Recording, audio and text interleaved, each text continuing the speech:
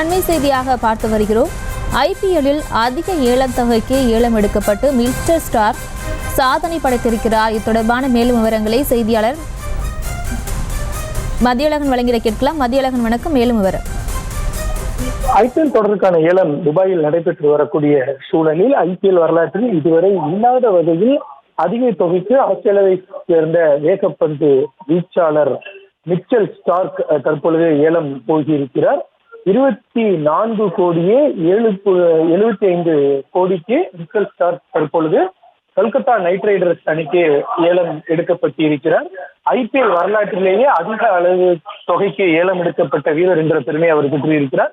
இதற்கு முன்பாக இன்று நடைபெற்று வரக்கூடிய இந்த ஏலத்தில் ஆஸ்திரேலிய அணியினுடைய மற்றொரு வீரர் பேட் கம்மின்ஸ் 20.50 கோடி ரூபாய்க்கு சன்ரைசர்ஸ் ஹைதராபாத் அணியால் ஏலம் எடுக்கப்பட்டிருந்த நிலையில் அந்த தொகையை இந்த ஏலத்திலேயே மிச்சல் ஸ்டார்க் முடிவெடுத்து இருக்கிறார்.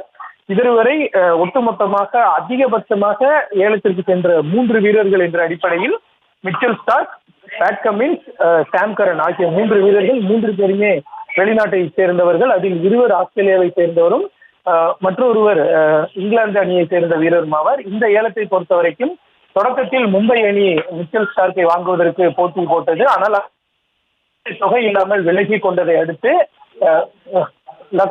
குஜராத் டைட்டன்ஸ் மற்றும் KKR அணிகளுக்கு இடையே கடுமையான போட்டி நிலவிய நிலையில் குஜராத் அணியும் விலகி கொண்ட நிலையில் இறுதியில் கொல்கத்தா அணி மிச்சல் ஸ்டார்க்கை 24.75 கோடி ரூபாய்க்கு ஏலம் எடுத்திருக்கிறது.